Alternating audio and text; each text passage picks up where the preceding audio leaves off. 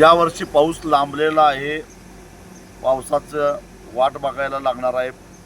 जे शिल्लक पाणी आहे ते जपून वापरावं लागणार आहे. याबद्दल आमची तक्रार नाही आणि ते नाकारतही नाही. परंतु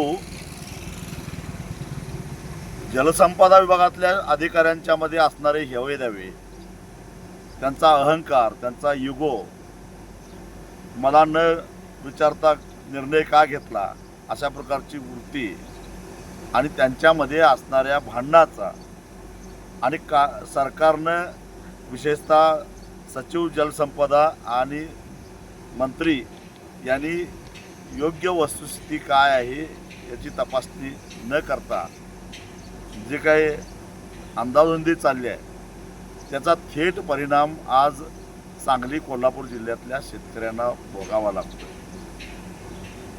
जसा औरंगजेबानं जिजिया कर अचानक लावलेला होता त्या पद्धतीनं अचानक त्यांनी उपसा बंदीचे आदेश दिले. कुणी शेतकऱ्यांनी ऊसाच्या लागणीसाठी बी मांडून ठेवलेलं होतं ते उन्हात वाळायला लागलेलं आहे. काही शेतकऱ्यांनी पाऊस पडून गेला, त्याच्यानंतर थोडी उघडीप आली, रासायनिक खताचा डोस दिलेला होता, त्याला जर पाणी दिलं नाही तर ते खत वाया जाणार आहे. भाजीपाला सुकून चाललेला आहे आणि अशा परिस्थितीमध्ये शेतकऱ्यांना अक्षरशः वाऱ्यावर सोडून त्यांना काही माहिती न देता अचानक फतवा निघाला की उद्यापासून उपसाबंदी जाहीर करण्यात आली आहे. खरोखरच याची गरज आहे का?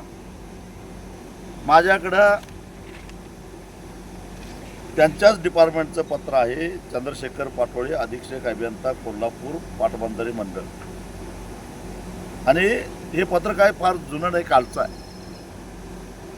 ते असं म्हणतात की जिल्ह्यामध्ये जे काही एकूण पाणी साठा आहे त्यांनीच केलेलं जे काय पाणी वाटपाचं नियोजन आहे 31 ऑगस्ट 2026 पर्यंत पिण्याचं, शेतीचं सगळं पाण्याचं वाटप करून सुद्धा या ठिकाणी पाणी शिल्लक किती राहत आहे बघा. मी सांगतोय ते 31 ऑगस्ट 2026 नंतर सुद्धा, म्हणजे 31 ऑगस्टच्या आत थोडा तरी पाऊस पडणार, अगदीच काय धरणं कोरडी जाणार नाहीत. पण तरीसुद्धा समजा 0% पाऊस पडला तरीसुद्धा 31 ऑगस्टला वारणा धरणामध्ये म्हणजे चांदोलीमध्ये 3.82 TMC पाणी शिल्लक राहणार आहे. राधानगरीमध्ये 1.332 TMC पाणी शिल्लक राहणार आहे. तुळशीमध्ये 1.22 TMC पाणी शिल्लक राहणार आहे. मध्यम प्रकल्प जे आहेत त्याच्यामध्ये कासारी 0.61, कुंभी 0.84, कडवी 0.72, पाटगाव 1.5, चिकोत्रा 0.47, चित्री 0.41, जंगमट्टी 0.34, घटप्रभा 0.59, झांबरे 0.22, आंबेहो 0.63, सरपणाला 0.33. एकूण लघु प्रकल्पामध्ये 1.77 TMC पाणी शिल्लक राहणार आहे.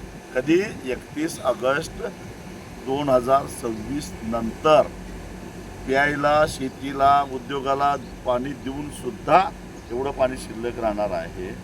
आणि मग तरीसुद्धा उपसाबंदी का? दुसऱ्या बाजूला मी सकाळीच एक व्हिडिओ टाकला की आत्ता या क्षणाला राजापूरच्या धरणातून, कृष्णा नदीतून आत्ता या क्षणी 125 क्युसेक पाणी गळतीतून जायला लागलेलं आहे.